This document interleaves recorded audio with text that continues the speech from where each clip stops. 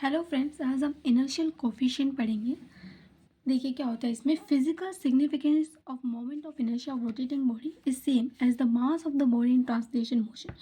यानी कि इनर्शिया क्या होता है, जब कोई बॉडी यहाँ रेस्ट में है तो वो रेस्ट में ही रहेगी, और अगर मोशन में है तो मोशन में ही रहेगी अनटिल अनलेस उस पर एक एक्सटर्नल फोर्स अप्लाई किया जाए।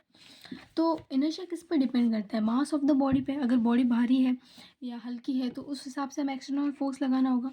उसी तरीके से जो इनर्शिया जो रोल प्ले करता है ट्रांसलेशन मोशन के अंदर, वही moment of inertia role play करता है in the axis of rotation. मतलब कि जो रोटेशनल मोशन होता है उसके अंदर moment of inertia role play play करता है। लेकिन ये मास ऑफ द बॉडी पे तो डिपेंड करता ही है, as well as axis of rotation पे भी डिपेंड करता है कि किस एक्सेस से ये रोटेट कर रहा है। एंगुलर मोमेंटम क्या होता है? देखिए, समेशन ऑफ एम आई यानी ith पार्टिकल के सभी मास का sum R I into V. R I into V ये ओमेगा हो गया, तो ओमेगा इंटू एम ये एंगुलर मोमेंटम का फॉर्मूला होता है। ओमेगा को हम इस तरीके से लिख सकते हैं। वी आई फर्दर क्या होता है? ओमेगा इंटू आर आई।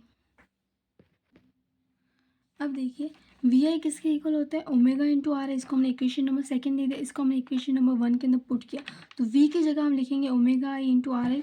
ये हमने रख दिया, यहाँ पे क्रॉस ऑलरेडी है।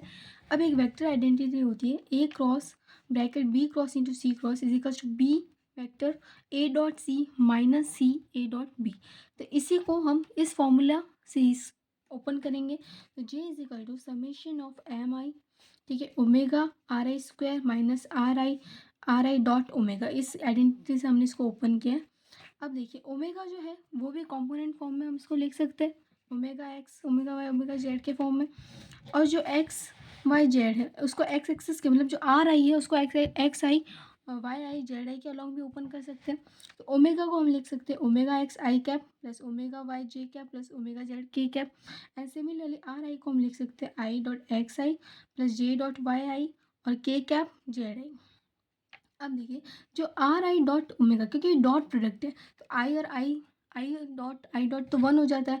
तो इसलिए हम X I omega X plus Y I omega Y Z I omega Z ये इसका आ जाएगा। अब इसको हम इक्वेशन नंबर 4 में रखेंगे एज ए कॉम्पोनेंट फॉर्म।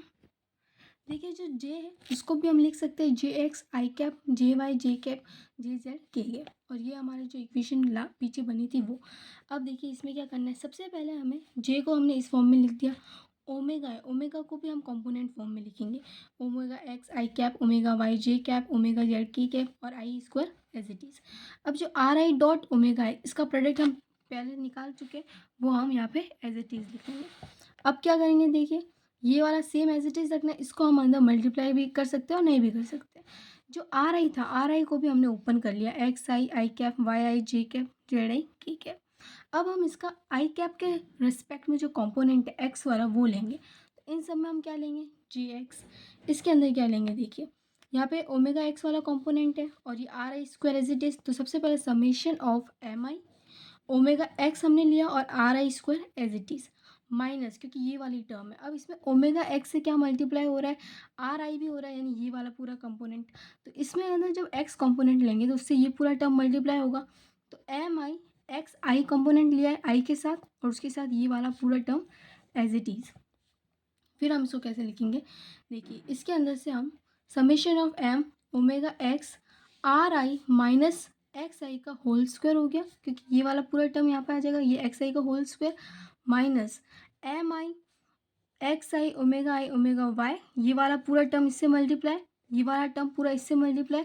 मतलब कि ये वाला जो टर्म है उसको हमें इन तीनों से मल्टीप्लाई करना है और यहाँ पे ये एक्स आई स्क्वायर आ जाएगा और बाकी सब चीज़ें इसके साथ कॉमन होगी, तो वो हम कॉमन ले लिया और यहाँ पे बचा R I square minus X I का होल स्क्वायर और बाकी की टर्म यहाँ पे हमने माइनस लगा के लिख दिए। सिमिलरली हमें जे वाई कॉम्पोनेंट भी निकालना है और जे जेड कॉम्पोनेंट भी निकालना है। इसको हम इक्वेशन नंबर 6 इक्वेशन नंबर 7 दे देंगे।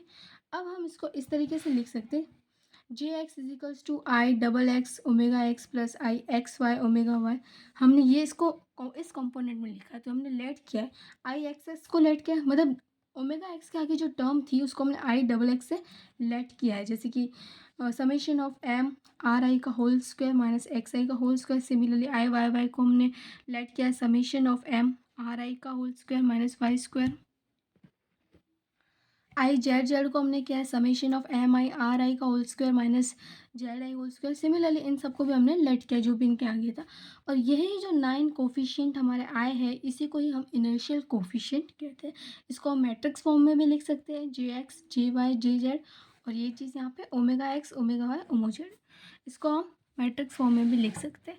अब इसके अंदर कुछ स्पेशल प्रॉपर्टीज़ जो हमको देखने को मिलती है कि जो डायगोनल एलिमेंट है इस मैट्रिक्स के, उनकी एक स्पेशल प्रॉपर्टी है। जैसे आई एक्सेस है वो ये था, ठीक है। इसके अंदर हमने जब इसको ओपन किया आर आई को हमने लिखा तो ये इसके सिमिलर आ गया, यानी कि ये जो डायगोनल कंपोनेंट्स है वो ऑलमोस्ट सिमिलर आ रहा है, ये सिमेट्री शो कर रहा है। और ये आई जेड जेड आई ये भी सिमेट्री फॉर्म में शो हो रहा है हमको।